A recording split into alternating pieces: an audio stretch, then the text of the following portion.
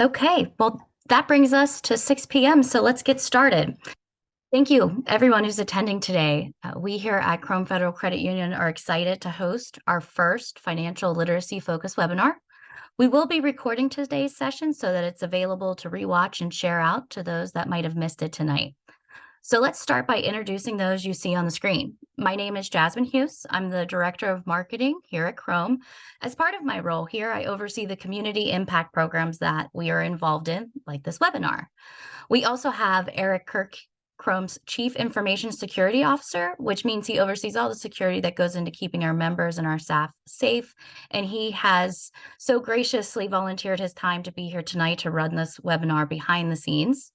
We also have Bob Flaniak, President and CEO here at Chrome, Michelle Wilson, our Director of Retail Operations, who is bringing her extensive financial and banking knowledges for our Q&A session at the end, and Dawn Watson. Dawn is a partner experience manager from our nonprofit partner, GreenPath Financial Wellness. Dawn will be doing the majority of the speaking today, so I will let her share more about herself and GreenPath when she begins. With that, I'm going to turn it over to Bob.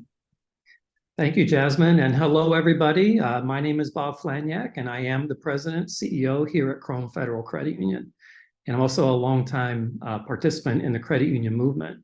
You know, credit unions are a financial, not-for-profit organization that focuses on serving the needs of its members. We were founded in 1971 to serve the employees of Washington Steel Corporation. Since then, we've evolved to serve over 15,000 members with over $180 million in assets. That's a lot considering we started with 7 members and $90 51 years ago. The needs of our members and community take precedence over the needs to pursue profits for investors. That's a big difference between our credit union and for-profit financial institutions. As part of our evolution, we're excited to take the next step in providing more financial education resources to our communities. In order to do that, we have partnered with GreenPath Financial Wellness, a national nonprofit and leader in financial wellness and development. As a member of Chrome, we provide this free service to everyone. But this year, with the continuing hardships in the economy, we want to expand the availability of this information so that everybody in our neighborhoods can participate as we focus on creating financial well-being for all. You know, in our opinion, every person has the right and opportunity to a better financial future. Sometimes they just need helping hands and guidance. I encourage you to take advantage of the resources of GreenPath that they have to offer. You know, our hope is that you cannot make the same mistakes that many of us have made through our journey into adulthood. You know, I know with 5 grown children, I know how important it is to get young adults on the right track early when it comes to their finances. Knowledge is power. Work with your parents and your mentors to help you research decisions and use the budgeting worksheet along with informational podcasts and webinars provided through GreenPath. This is an exciting time in your lives, and we are here to help you along the way. So right now, I want to reintroduce Michelle Wilson. She is our Director of Retail Operations, which means she oversees all branch and contact center activities here at Chrome. So she's got a lot of knowledge, but she also has a lot of experience. She has had multiple teenagers in her charge for many years, and she understands how a program like today's can deliver the information that you can use right now. So take it away, Michelle. Not quick enough on the unmute. All right. As Bob said, I'm Michelle. I'm the Director of Retail Operations here at Chrome. I am very passionate about financial literacy, and I understand the importance of young people having the knowledge and understanding to take control of their finances and avoid those pitfalls that we have all struggled through, as Bob said, on our path to adulthood. So a couple things to just talk about before we get started. I hope everybody has a lot of questions. We are going to save some time at the end to address all those questions. So what I'm hoping that you guys can do for me is, as your questions come up, go ahead and put those in the QA box at the bottom of your screen. Jasmine and I are going to collect those as we go. And again, we'll save those answers for at the end of the presentation. We will be using the chat feature as well throughout the presentation. Dawn is going to throw some open-ended questions at you guys. We really hope that you'll be engaged and participatory and throw some answers in there for us. So we will be monitoring both sections, but questions in the Q&A, responses to what's happening can go straight in the chat. And with that, I will pass it over to Dawn so she can introduce herself and get us started for the evening. Great. Thank you, Michelle. So hello and welcome, everyone. Thank you for joining me tonight to discuss money concepts for teens and young adults. I also want to thank Chrome for inviting me to present today. So as they have previously said, my name is Dawn Watson, and I am a Partner Experience Manager with GreenPath. GreenPath is a nonprofit organization with our mission to empower people to lead financially healthy lives. So I do have a vast amount of experience in the topic that we're going to be discussing. I have 3 children that have been through all of this 3 times over, still one of them that we're currently working with on all of the things that we're going to be talking about. So we do all the work that we do through the partnerships that we have, just like the one here with Chrome FCU. It allows us to bring financial education resources, webinars, counseling services to the communities that they serve. And we're really excited to be here to present this topic with all of you. So let's go ahead and get started. So today we're going to discuss the financial topics that really matter to students as they journey through high school and beyond. And here's just our outlines. We're going to talk a little bit about that first job. We're going to discuss some big decisions that everybody is going to need to make. If you decide you're going to go off to college, what that should look like.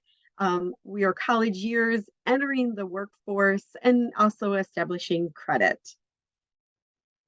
So when you're in high school, I mean, it's an exciting time to think about your future. I mean, you're looking to maybe go to college, get a full-time job, but you're going to start out initially with that first job, that first real paycheck. So one of the things that we wonder that I want to ask of you, and again, throw this into the chat. Now, do you think that the decisions that you're making today as a maybe high school student, are they going to matter in the future? So if you'd like to throw that into the chat, we'd love to see your responses. So when you're younger, you usually have a little bit more wiggle room to make mistakes. If you spend all of your money, you probably still have support from your parents to be able to cover any expenses that are coming up. It's okay to make mistakes. As Robert said, we all have made mistakes in our lives, and we will continue to make mistakes. It's learning from those mistakes that really matters. And again, this information that we're going to talk today will hopefully give you some ideas on how you can avoid some of those hiccups. But again, don't fret it if you do have a mistake that is made. So again, when you're thinking about that first job, you've gone online, you've filled out applications, maybe you've gone to Indeed, wherever you're going to go look. You've gone on some interviews, and you now have that first job. It can be pretty exciting. You're going to have some money to spend. You've got all these plans on what you're going to do with that money. You have some financial independence from your parents. So let's take a look at a little bit of that first paycheck and what you can expect. So you worked your first 2 weeks, and your direct deposit is getting put into the credit union account. And when you see it for the first time, you may be in a little bit of a shock. So you hired into this job, you're making, say, $15 an hour. You worked 20 hours for this particular 2-week cycle. So you were kind of expecting, hey, I'm going to make $300. But for some reason, your check is far less than that. So before you go back to your employer to inquire, let's clear up a few things. So your gross pay, which is that hourly rate times the number of hours that you've worked, that is the amount that they're going to pay you. However, out of that gross pay, you're going to have some things that are going to come out of that paycheck, creating your net pay. So some of those deductions, I mean, some that we're all going to have is your basic taxes, federal taxes, state taxes. You're going to pay Social Security and Medicare. Probably will show up on that check stub as FICA. And then depending on where you live and where you're working, you may also have some city taxes. Those are going to be pretty common. Once, right now, as a high school student, you probably won't have additional, but as you're thinking into the future, there are other common expenses or benefits that are going to come out of that paycheck. For instance, your health insurance, health, dental, vision, possibly disability insurance that you might choose to purchase through your employer. And then, of course, retirement savings, which are going to contribute towards your future goals of hopefully retirement. So once you take all of these deductions into account, you're going to really probably see your net pay as about 70 to 80% of that gross income. So now we want to turn our attention to the best way to manage that 70 or 80% and what you're going to be doing with it. So in order to know how much of your paycheck that you should deposit versus spend, it really helps to be able to set some financial goals. And really those goals can be broken down into short-term and long-term goals. So the short-term goals typically are going to be achieved within 3 to 12 months. So maybe you have a concert that you want to go to, or you're looking to purchase a new iPad. Those could be your short-term goals.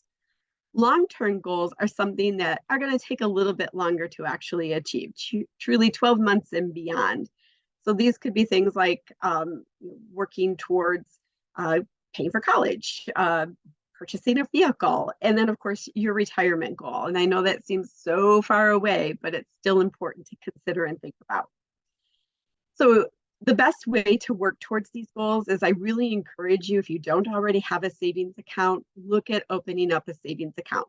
Contact somebody from Chrome, talk with them about what your options are, and try to get that first piece of adulthood established, that important savings.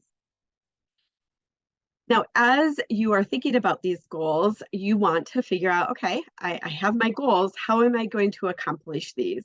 And ideally, we want you to think of them as SMART goals. So you want that goal to be specific. What is it? When are you going to do it? How are you going to do it? Be as specific as you can is going to be better. Make sure that you have a method to measure that goal. So maybe you're going to use your savings account in order to put the money aside so that you can make sure you're on track with meeting that goal. Make sure that it's attainable. Now, the goal should be challenging, but you don't want to make it so unrealistic that you won't be able to achieve it, because you're likely going to get frustrated and maybe throw up your hands and be like, I'm done. I'm not doing this. And we don't want that to happen. Again, realistic or even relevant to you. It should matter to you. You know, if it doesn't matter to you, what's the likelihood that you're going to follow through on actually working towards that goal? And then, of course, making sure that you have a timeline. When do you want to accomplish that? So you know what you have to do. So for example, let's say that you are wanting to set aside $20 each paycheck. You get paid every week, we're going to say. You're going to start that this week in November, so that by the end of the year, you're going to have $160 saved so you can go buy those AirPods that you wanted to purchase. So that's very specific. You know what you're trying to do. You know when you need to do it. You know how you're going to do it. And it's realistic that you'd be able to do that. So think about your goals in the process of creating SMART goals. So now that you have thought about these goals, you're going to want to make sure that you're able to set aside money from your paycheck to be able to achieve these. And the best way to do that is to think about a budget. So a budget doesn't have to be a scary word. It's essentially money in versus money out. So you're going to have some probably typical expenses, of course, the goals that we just talked about, maybe some additional, maybe you have more than one. You have some savings for something specific, a goal, and maybe you just want to have an emergency savings. Maybe you have to purchase gas for your vehicle, or your cell phone is your responsibility, your entertainment expenses. I encourage you, once you have an idea of what your expenses are going to be, that you truly do sit down and put it into a budget. And don't forget, there could be opportunities to incorporate additional funds into that budget besides the payroll check. So if you do odd jobs and you can count on them for a little bit of consistency, you can include that. If you know that you're always going to receive a gift for your birthday or for Christmas, which I know my children do from their grandparents every year without fail, that could be part of your budget. As long as you know that it's consistent and that you're going to be able to count on that when you're creating this budget is really the core here. So once you've determined your income and your expenses, you also need to start thinking about, how am I going to track this to make sure that I'm following my budget? So think about a time, I'm sure probably everybody has gone through this. You had a lot of cash.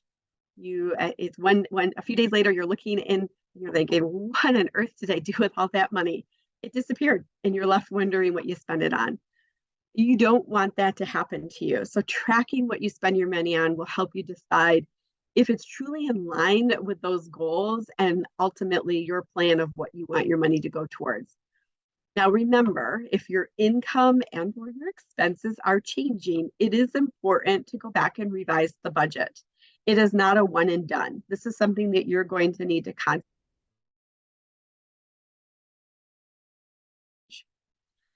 So there are a lot of different ways that you could choose to manage this budget and the tracking of it. For some people, they would like to use just a simple notebook. They keep track of it that way. For others, they prefer technology. To look at if manager, there'll be several that'll pop up. I would definitely encourage you to find one that is reputable, do a little research on it, make sure you're not spending for it. There are some free options that are out there. Just kind of get your feet wet, figure out what you like, what works for you. What works for one person isn't necessarily going to work for the other. And it's perfectly fine to change your mind if you decide this isn't for me after all.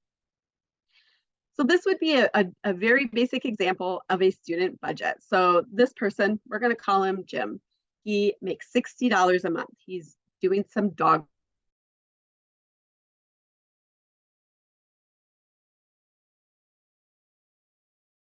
His cell phone and $20 left over to be able to do whatever he chooses to do. So it's the middle of the month, and Jim has already spent $16 of his entertainment money. So he has essentially $44 of his income left, but really only $4 of that is being earmarked towards entertainment or extras. So let's say Jim's friends call him up and they're like, hey, let's go to the movies. There's a really great new movie out I want to go see. However, the movie does cost $12 to attend. So if you were Jim, what would you do and why? So if you want to throw that into the chat, I would just be curious to kind of see what your ideas are on how you would approach this situation. Let's see what comes through the chat. And yep, so somebody put in the chat that, yeah, not to do it. Don't do it. So that would be good advice. So, hopefully Jim also realizes that this would be probably a bad idea. So if he spent that $12, now he's going to be short when it comes time to pay his cell phone bill. So every day we all encounter decisions on what to do with our money. So again, having your budget and tracking that is going to be able to help you make the best decisions for your financial future. And if that future is tomorrow, next week, next month, or 10 years from now, it's important to really keep that in mind. So I'm sure also everyone has purchased the regretted it later. I know I have. I know my children have. So just a quick story. My daughter, when she was in high school, she had her first job. We had opened up an account, a checking account for her. She got her first debit card. She was like feeling like, great, I'm moving into adulthood. She would deposit her money into her checking account. And one day I get a phone call from work and it's my daughter in tears. And she's like, I have spent all my money, Mom. She was going out with her friends, going shopping, doing all kinds of things. And before you know it, everything that she had put away into her account was gone. And that was devastating for her. But it was a good lesson because I can tell you today, several years later, she is very particular about what she spends her money on. So spending impulsively can really destroy one's budget. Even, think ahead, think about how you would be able to combat that situation of impulse spending. Maybe there's the opportunity to not carry cash. But again, if you're my daughter, she had their debit card, she still did it. Maybe it's better to carry a little cash and not use your debit card so that you have more of a sense of, wow, this is my last $20. Here it goes. This is what I want to spend it on. So if you have ideas about ways that you currently or you think would work for you to kind of urge that splurge, put those ideas in the chat. We again would like to share those out. I know for my family, one of our splurges was Amazon. We were notoriously buying things on Amazon because, oh, that looks like a new cool thing. Oh, I wish I had that. And it was super convenient. Unfortunately, it was super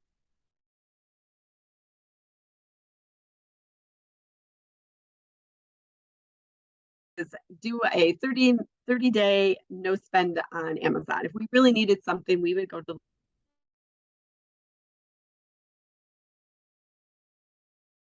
So we decided once we were like, okay, we can manage Amazon much better.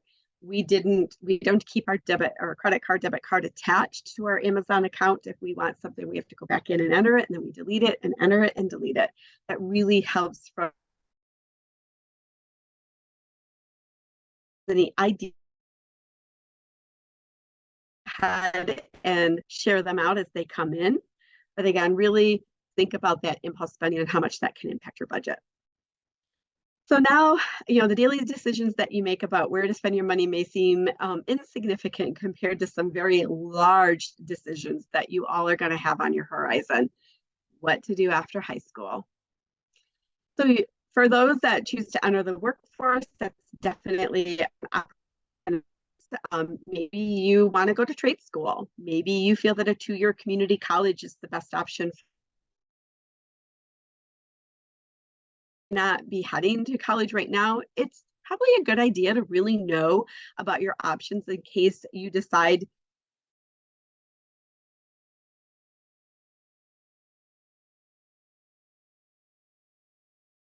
easy one time, oh, I'm going to sit down tonight and do this and I'm done. It is a long process. And the sooner that you start to consider it, the better off that you're going to be. So before we get into the college, I just want to talk a little bit about trade school. Again, this is something that you also probably want to do a little bit of research on. Trade schools typically are much cheaper than attending a 4-year college. If you're attending a trade school that is accredited, you can also apply for federal financial aid to help cover some of those costs, because of course there are going to be costs associated with it. And we're going to talk about a little bit more on that in the future. You also want to make sure you understand how long is this program going to be? Where is it in relation to where I live? And do they provide any type of job placement? Because all of this is going to help you understand the things that you need to do as you're going through the trade school so that you can be prepared to find a job and move on with your adult financial choices that you're going to be making. Now, if you're deciding about going off to college, there are many things that are going to impact the college costs that you really want to start thinking about. So for instance, if you decide to go to an in-state school, it is going to be by far much more affordable than if you choose an out-of-state school. Also, there's a big difference between if you are going to be choosing to live on campus or if you can live at home and attend. So a 2-year college, you're probably going to live at home. You won't have those additional costs. Depending on where the college is that you're considering, you may still be able to live at home. So it's really important to understand all of those components as you're deciding what you want to do for college. Also, again, tuition is going to vary depending on if you go to a public university or if you go to a private university, and all of these are going to be important. And I understand that going to a four-year college, a lot of people really, really want to do that for the experience, living on campus, being involved in all of the extracurricular things. And that's great if you want to do that. Just make sure that you understand the additional costs that are attached to that decision and how you're going to pay for that, which we're going to talk a little bit more about as we go on, and then what type of debts that you might end up with as you graduate from that experience. So paying for college.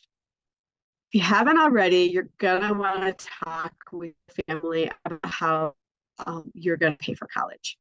Is there a college fund? Have they been able to set money aside to be able to help cover those costs? If so, find out how much, find out if there are any specific rules attached to those college funds. For some, they may require you to attend an in-state school, while others, you can have flexibility of choosing wherever you want to go. For some, you can choose to use it beyond just tuition. You could use it for books and housing and other expenses. So really understanding what is available as well as what those limitations may be is going to be important as you continue to make your decisions. Also, think about scholarships. These are funds that are awarded by maybe the college, a community organization, a church, various places that you can apply for scholarships to help cover some or all of the school expenses. Now, scholarships can be awarded based on academic merit. So what did you do in school and how well did you perform? But they can also be based on community service and other factors. So the benefits of the scholarships is they do not have to be paid back.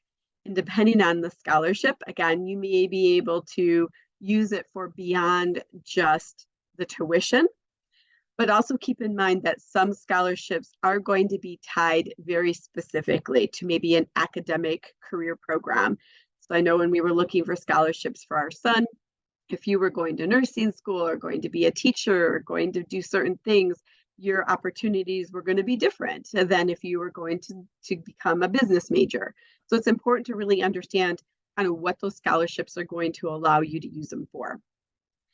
So I don't know if anybody on the call has really started to take a look at scholarship opportunities. If so, if you want to share where you've been looking for those, that would be great.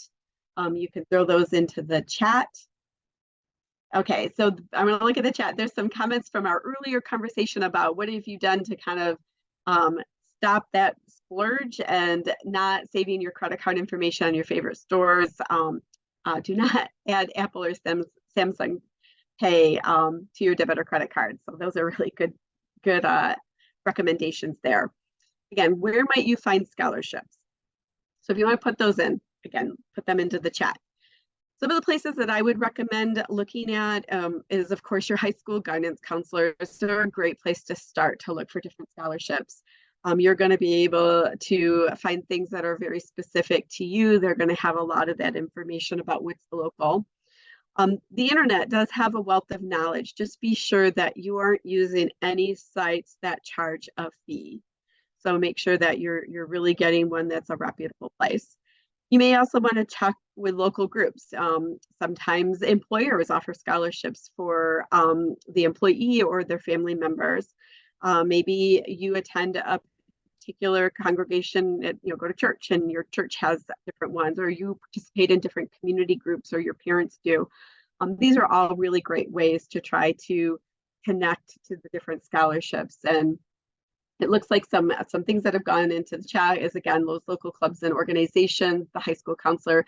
WCCF has a pretty good scholarship. It depends on where you're going to school, as it mostly applies to kids going to trade schools. So that's another great recommendation that somebody put into the chat. Thank you.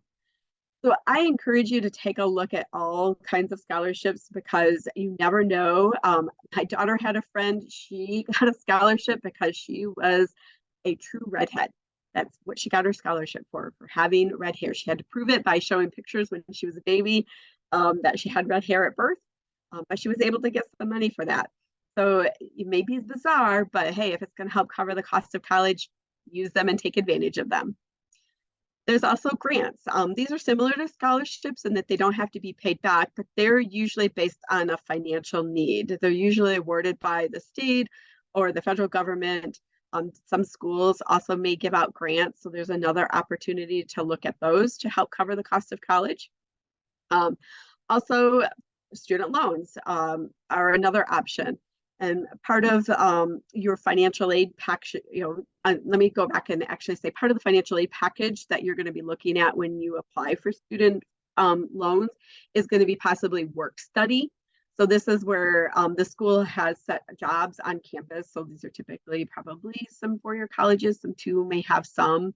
But these are employment opportunities on campus that are designated specifically for the students. They're a little more flexible about your work schedule so that as things come up, especially during testings and class schedule, they're a little more flexible and working around that. But that's another great way to help cover some of the costs of college. But if you're not able to cover all the costs, definitely student loans is a way that so many people choose to help fund the rest of their college expenses. There are student loans that are both federally backed student loans and private student loans. I know for where we live, and I live in Michigan, my son, the particular county that we work in, there was a student loan program designed by a foundation. So they basically, if you go to an in-state school here and you graduated from high school in the county that we live in, this particular foundation would allow you to borrow up to $6,000 a year at 2% interest for your college education. You just had to meet certain requirements like GPA and being enrolled full time. So there are these oddities that exist. So really communicating again with your school counselor, your friends, looking online, you may find some of these opportunities for different ways to fund that college education. For most individuals, student loans, they're gonna, many people take these. The vast majority of people that attend college are going to take some type of student loan, maybe not to cover their whole costs, but maybe to cover certain things. And we want to talk a little bit about breaking down those student loans.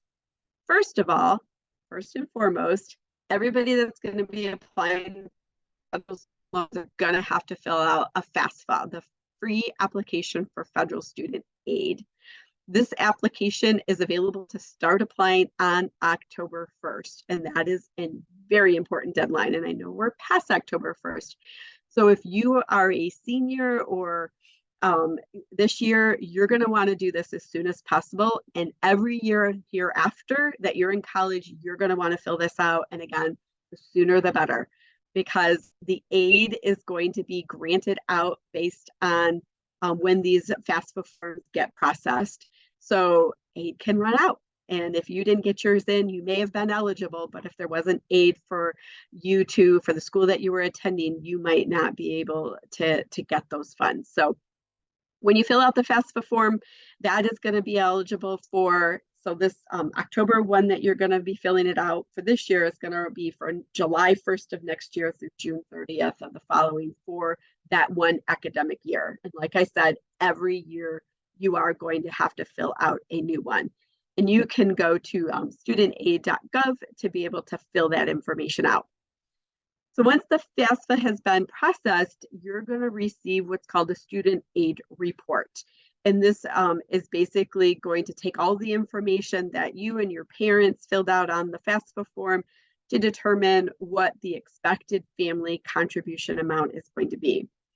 So I'm going to pause here for a second because I do want to mention that not only do you as the student need to include your income and assets, but your parents will, unless you meet very specific requirements to not have to do that.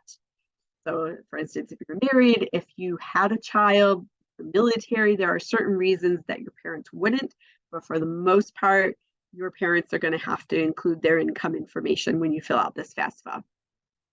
Now, the benefit of filling out the FAFSA, again, is it's going to allow you access to these student loans. Also, if you are a family of multiple siblings, that is going to be taken into consideration when the FAFSA is filled out. So they're going to consider the income and assets the number of individuals in the family in college, as well as how close your parents might be to retirement age. All of that's going to be included in this FAFSA in determining your student aid report. So from that, they're going to be able to determine the need or the family contribution, and then the amount of the college that you're attending minus that family contribution is going to determine your need. So this is how much additional funding do you need in order to be able to attend the college that you're applying to. Now, if you haven't made the official decision on which college that you're going to apply to and you're filling out your FAFSA, you can send it off to multiple colleges. You don't have to just send it to one. So make sure that you're doing that. So once the school receives the FAFSA information, their financial aid office is going to determine the type of aid package that they're going to be able to put together for you. So the financial aid officer can discuss with you if you have questions, the details associated with that aid evaluation. So keep in mind that each school that you apply to is going to probably offer you a different financial aid package. So again, maybe they have more funds available to offer more individuals the financial aid for grants. Maybe there are more funds available for, like, if you went to a private college, they might have other ways to help cover some of those costs beyond just the standard student loans that you would borrow and have to pay back. So it's really important, again, fill it out as soon as you can, as close to October 1st as you can. Make sure you're sending it to the college. Make sure that you're getting that student aid report.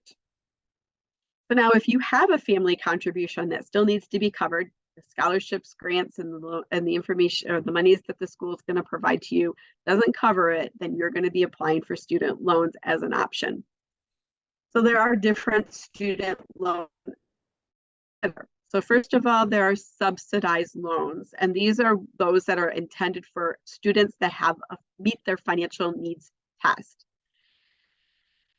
So a subsidized loan is that while you're in school, at least starting in January of next year, the government is going to be covering the interest that is being charged on the amount that you borrowed.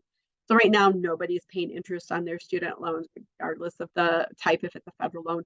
However, in January, that's going to start back up. The pandemic relief program for waiving it is going to be ending, and you're going to have that as part of it. So if you have a subsidized loan, you won't be incurring those expenses. So when you take out a subsidized loan each year, the interest rate that they offer on those loans is going to change. But once it's set, once you take the loan, it's not going to change again. So like for 2022, you're going to have one loan rate. For 2023, you'd have a different loan rate and down the line. But again, it is a fixed rate once it's set by the federal government. Now, if you have the need to borrow more beyond what the subsidized allows, or you're not eligible for subsidized loans, you can apply for what are called unsubsidized loans. And these are for students that are attending college that didn't meet that needs test. So these, in the normal circumstances, interest is accruing from the point that you take out the loan. So that interest is adding to that debt balance as you're in school, unless you're in a position to pay the interest payments. Same with the same interest rate is going to apply to the subsidized and unsubsidized. And just like those subsidized ones, the interest rate is going to be locked at the time that you take the loan. Now, for both subsidized and unsubsidized, there is an origination fee that's charged for these loans. So if you're borrowing, say, $6,000, the origination fee is 1.057% of that for this year. And that is a fee that just comes off the top that you won't see. So you'll get the 6,000 minus that percent, about $65. So that's another thing to keep in mind as you're calculating out the cost of borrowing this money. So if you have maxed out all of these loan opportunities and you still need additional funds to help cover your costs of attending college, the next option is going to be Parent Plus loan. So the previous two that we were talking about, these are loans that the student is taking. These are your financial responsibility. They're going to follow you throughout your life, and you're going to be responsible for paying those back. The Parent Plus loans are your parent responsibility. So this is going to be something that your parent would have to decide if they're in a position and are willing to take these out, because they are not in your name. They're going to be in the parent's name. So these, though, do have some credit criteria that they're going to be looking at to be able to determine if you can get approved for these loans. So if you have certain things, charged off collection debt behind your delinquent and certain federal debts, you may not be eligible as a parent to get these loans. The loans here, you can borrow up to 100% of the cost of attending college for your student, minus any other loans, any other ways that you've been approved for. So if you got approved for nothing other than the unsubsidized loan, let's say it's $6,000, and let's say it's costing $26,000 to go to school for a year to tuition and room and board, your parent could borrow the $20,000 if they so choose. The other thing that's important to know is that the interest rate on these is going to be higher than what you would be paying on your loans. It's usually 2.6% higher. And also that origination fee is much higher. It's currently 4.228% of the loan. So again, if you're thinking you're going to get the $20,000, it's going to be minus that 4.228%. Now, if your parent applies for a student loan, a Parent Plus loan, and they're denied, they have options still. They could add a cosigner to it, which means then whoever that cosigner is also going to be responsible for the loan. They could try to appeal the decision if they feel it was made inaccurately. And if they still are ineligible, that then provides you the opportunity to look back to the college and to apply for additional direct unsubsidized funds. So they will raise the maximum limit that you can borrow if this was the situation that you were in. And I think that's the other important point to mention. The subsidized and unsubsidized that you as a student are applying for, there are caps. So like a freshman and sophomore are going to have one cap, the juniors and seniors are going to have slightly higher caps. The reason behind that is that as you are in college, your tuition rates are going to increase as you get into your upper classes. And that's typically based on the fact that your class sizes are smaller and you're getting more attention, there's more cost, and they're passing that on to you with higher tuition rates. So again, if you are unable to, your parent is unable to get these Parent Plus loans, it's important to look and see what you can get for additional unsubsidized loans. And then also there are these private loans. So again, these are originated by private lenders. So in my son's case, John George Loan is the foundation that issued his private loan at that 2%. So he has a loan that's going to be paid back to them. It's important to know that the interest rates, fees, the repayment terms, the benefits of these private loans are not necessarily going to be the same as the federal loans. The grantor of the loan, they're going to make the decisions on those things.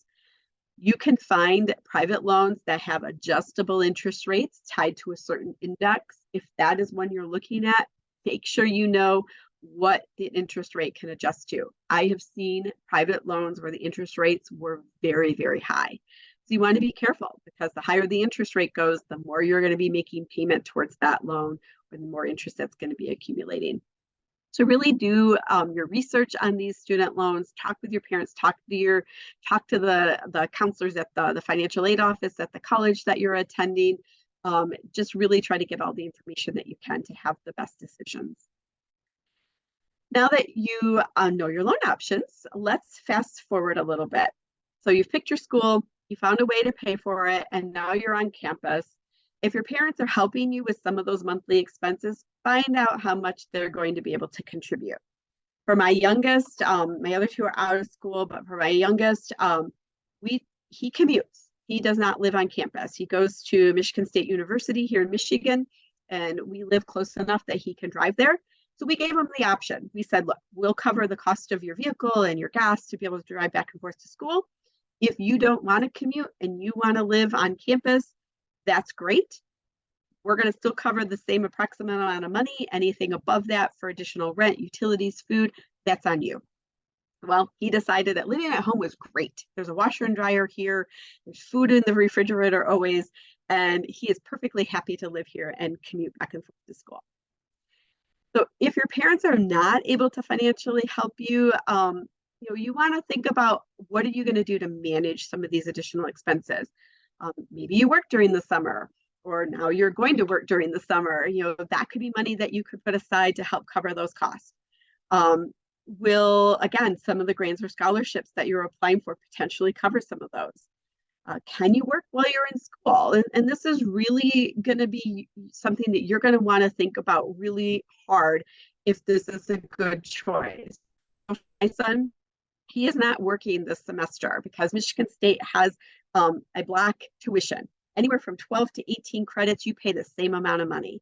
So he's like, well, I want to max out my credits. So he is taking 17 credits this semester. And that was a little bit more with the commuting than he felt he could work. So he has chosen not to work while he's in school in this particular semester. So maybe that's a choice that you're going to make. Maybe you're going to decide that you're going to take lower credits. So it's really just understanding what your abilities are and feeling confident that you can manage both school and whatever opportunities that you're looking at. But wherever your income comes from, you're going to continue to have spending choices ahead of you, and you're going to want to reevaluate your budget. Like I said before, it's not a one and done. You need to come back and look at this again and again. So really think about what your income sources are, how much money you have in savings to determine how long it might last, so that you can figure out what you're going to be able to spend and what you have to spend. So again, there's those needs and wants. So what do you need to spend and what do you want to spend it on? And is it realistic to be able to do that? So you think about your meal plans, your books and school supplies. I mean, books are crazy expensive. My son, again, we'll go back to him. He had to buy, and I'm not exaggerating, he had to buy 15 books for this semester. And they were all crazy expensive. Now, there are ways that you can save. We went to a place called Thrift Books online. We bought several of his books there. They're all used. They're not in the greatest shape, but they were way, way cheaper. So really think about those options as well. Now, also, as you're budgeting, having a checking account is going to make it way easier for you to manage your bills and allow you to have access to immediate cash if you have a debit card attached to it. So if you haven't opened a checking account before you head off to college, I really recommend that you do it. Again, reach out to Chrome to discuss what you need to be able to start that process. I would encourage you to have somebody on that account with you as a joint account holder. I know that I'm still on all of my kids' accounts. So if they're like, hey, Mom, I need X, Y, or Z, I can go, okay, we'll pop some money in there and you can take care of that. We don't want them to have any hiccups, and we're in a position that we can help them if needed. So we do try to do that. But if I wasn't on their account, I wouldn't have that flexibility to do that. Also, having that checking account is really great for your digital banking. It makes it so much easier to help you keep track of and manage what's going on in that account. So your checking account, it's a big responsibility, and it is also a really great way to establish that relationship with your financial institution. So I encourage you, if you haven't got one, think about getting one. Let's fast forward again. Now you're ready to enter the workforce. Again, now this is an exciting time. You're getting ready to start that full-time job. You're starting to think about those future dreams. You finished college, or maybe you're just working right out of high school. It is still going to be a really tricky time for you financially. You're earning a full-time wage, but you're going to have a lot of expenses that you may not have had before. It can be tempting to immediately move out, or when you graduate, say, oh, I'm going to get this first apartment. It's going to be best. I hated living in the dorms. But you're going to want to think about all of the expenses associated with that first on your own experience. So, you've got your rent, your utilities, you might need to buy furniture to furnish it. transportation expenses. If you need a car, it's not just the car itself, it's the insurance, it's the gas, it's the maintenance. Again, your groceries, clothing, entertainment, and then if you have student loans, the cost of those student loans. So it's really important to think about all these expenses, although you're really excited, and I'm sure getting that first apartment will be top of mind. But consider maybe a roommate isn't such a bad thing. I did it for my so many years in college, so I can do it a little bit longer. It's going to help you save money and be able to really focus on those goals, maybe buying the house that you want to buy instead of just putting the money towards rent. So really think about all of those things and how you're going to be able to manage those. So in addition, one of the other large expenses that you're going to have besides that housing and transportation is possibly your student loans. So let's figure out a little bit about managing those. So when you graduate, or if you withdraw from school, you have a grace period, 6 months. Your loans won't come due for 6 months. Once they do come due, once that grace period ends, you're going to want to think about what payment option makes sense for me and my budget and what's going on both in my short-term and long-term goals. So the first option is there's going to be your repayment plan. This is going to go into effect if you don't request something different. This is going to be set up to pay off the student loans, the federal student loans, in a 10-year period of time. Can you imagine 10 years? Yes, I said that, 10 years. Then you have your graduated plans. So these are intended for people that maybe haven't got their foot into the exact job that they were hoping after graduating. They expect that their income is going to increase over time. So the way the graduated payments work is that you're going to start out with a much lower payment, and then every 2 years, that payment is going to increase until it gets up to the full amount to get these loans paid in full. And then finally, there are also extended options. And these are going to be stretching out that loan over a longer period of time. However, that means that you will have a smaller payment, which is great, but you're also going to be paying a lot more interest over the life of that loan. So you really want to make sure, is that truly something that you need to do, or is it just something that you wanted to do so you have more freedom in your budget? So really think about that. Now, there are also a lot of income-driven plans that you can look at. And again, these are things that you're going to want to consider before you're ready to graduate so that you can have that plan in place before your grace period ends.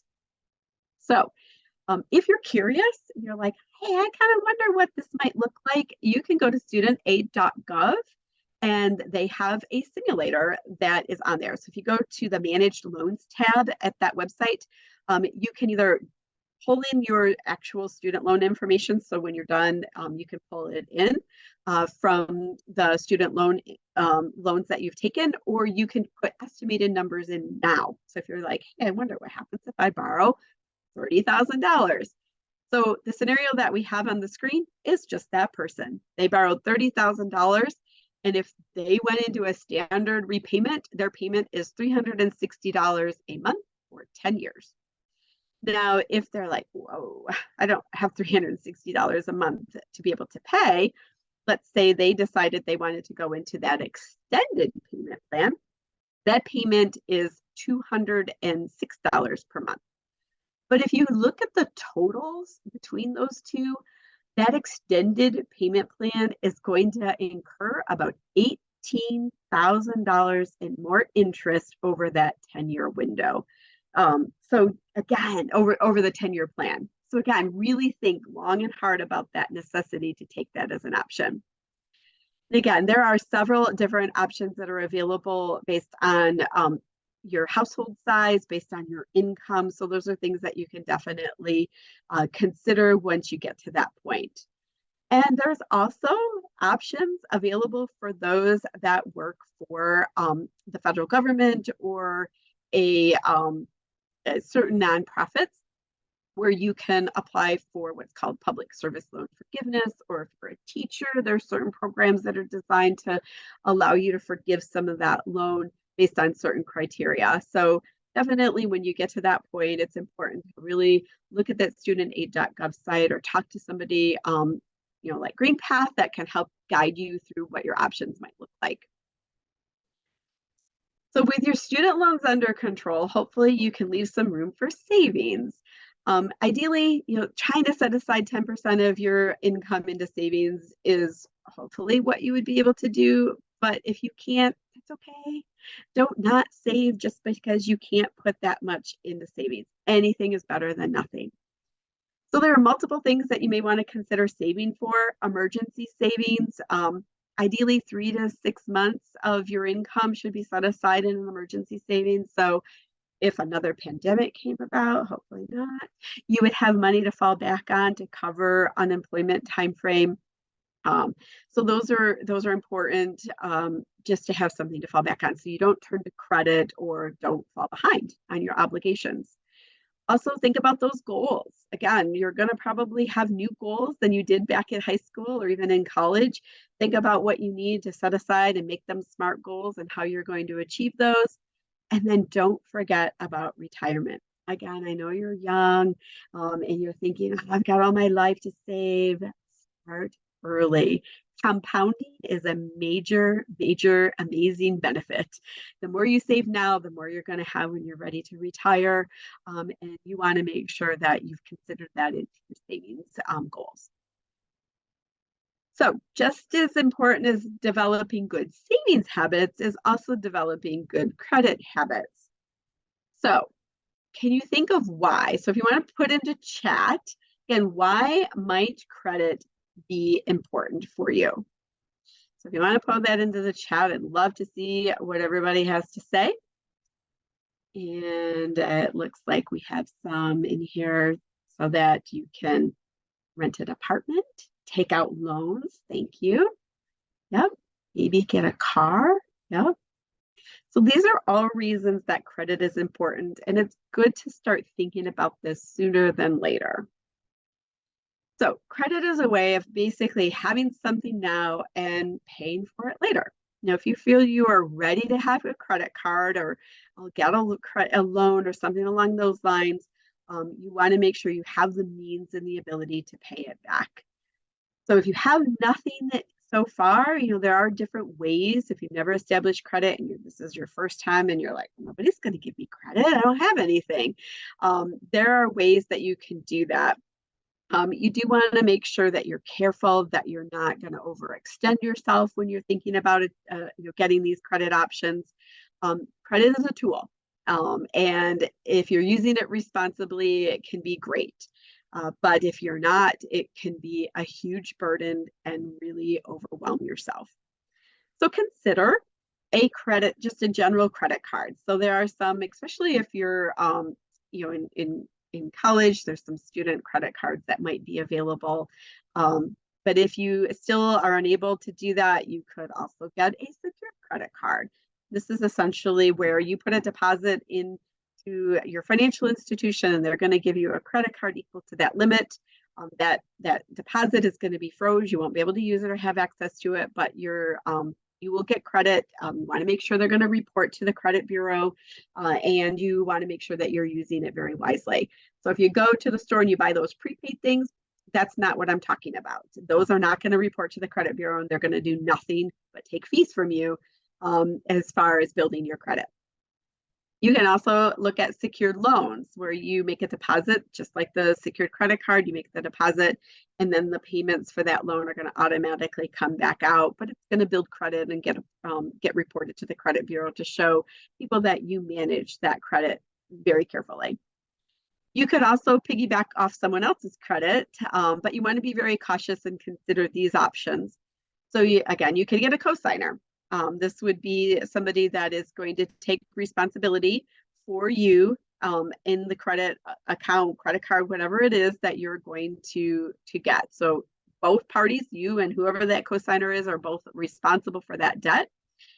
If you don't make your payments, I can assure you your cosigner will be very unhappy with you because it's going to impact their credit. So you want to make sure that you're in a position to pay that timely, and it's not going to jeopardize their credit, your credit, or your relationship with that cosigner. You could also consider being added as an authorized user on somebody's account so that you can start to build credit.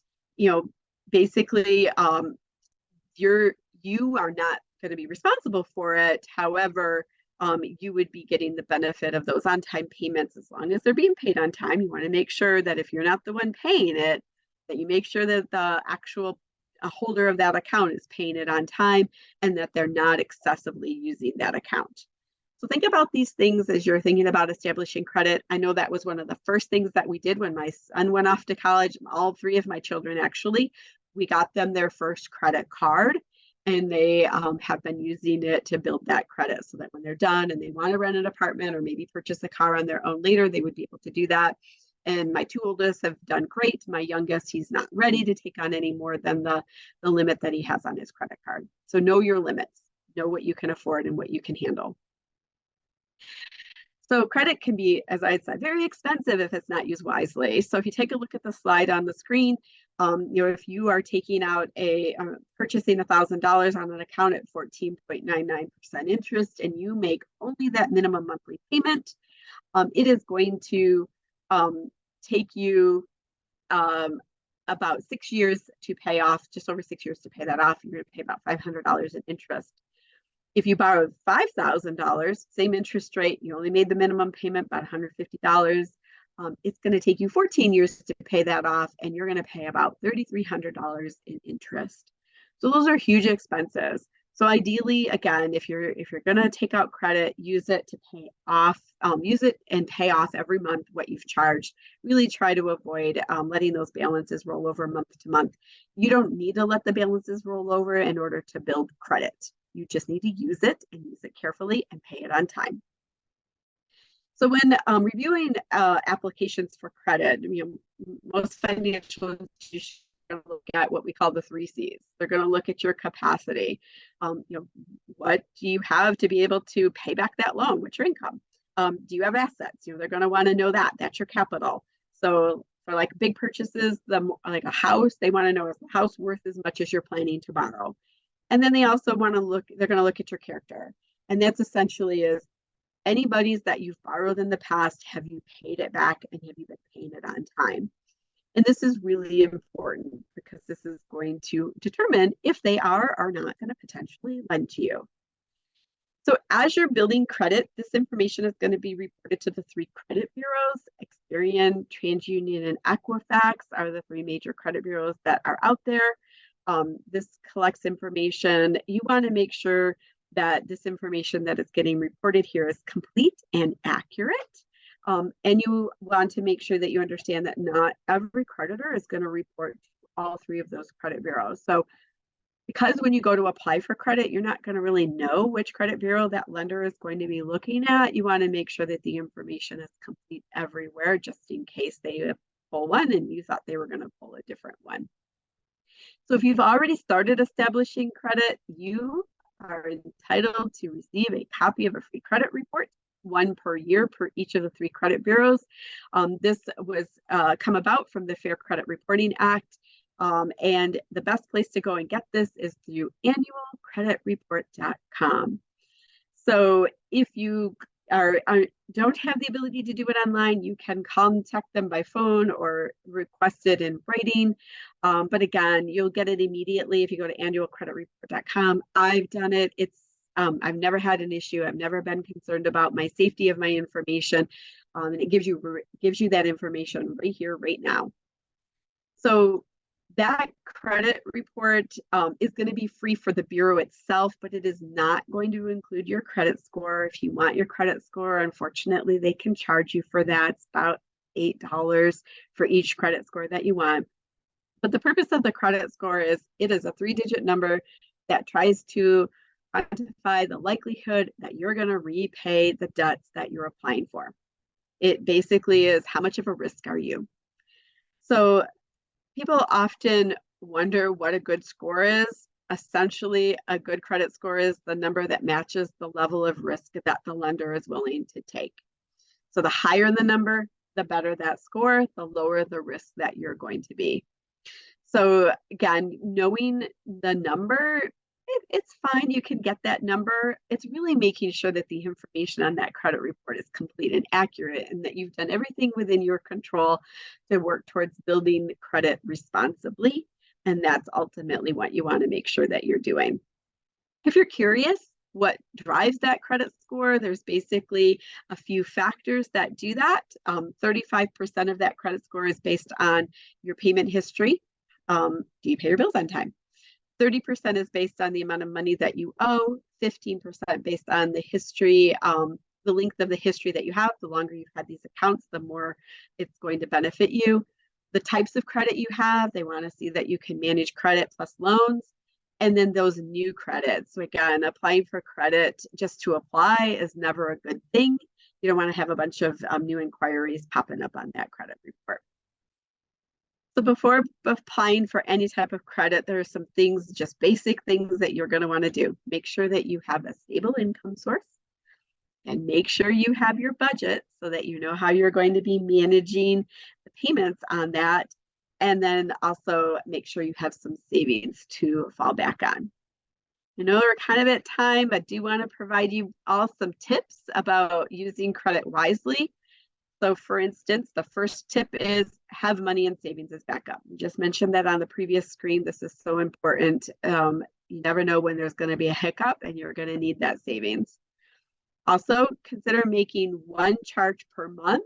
Make it an automated bill. If you have Netflix, have that come out on that credit account. That's going to help you build that credit consistently and not overextend yourself with unnecessary charges. Also, only use about 1/3 of your available credit. The more you use, the less you have available, the higher risk you look. Looks like you're struggling to manage your budget and that you're dependent upon credit to be able to do that. So really try to keep it at about 1/3 of the credit limit. Also, pay that balance in full. You avoid those finance charges. You don't have to, again, roll a balance month to month to build credit. You just have to use it and pay it. And then check that report often. They say the score regularly. Again, it's the report that's the most important, making sure that you have that full and accurate information there. So if you follow the steps that we've discussed, you'll work towards having an excellent credit, minimal debt, a solid budget, substantial savings. This is an exciting time in your life. A lot of decisions are going to be made. You're young. It's important to really about these steps as you're going through these so that you're not going to have hiccups that are going to follow you for a long time in your life. The lessons that you learn now are really going to help you set you up for a lifetime of success. So I do want to mention again, GreenPath we are a nonprofit financial education organization. We do provide lots of counseling and educational resources. So for those that are over 18 that are interested in doing a financial assessment to kind of have an idea and get some recommendations about where you stand, those that are looking for housing needs or concerned about their housing, those that are wanting to review their credit because they've built it up now and they want to know where they're at or what they might need to do to fix something that happened in the past, or those that are looking for options to be able to handle debt. We are happy to help support those. Also, you can, of course, go to our website, and I'm going to put that information on the screen. If you want to pull some financial resources, we have a lot of worksheets, guides, previously recorded webinars that you can access at greenpath.com/Chrome. So definitely utilize those. And then you have Chrome's contact information on the screen. So their phone number, their email address, and their website if you want to learn a little bit more about them.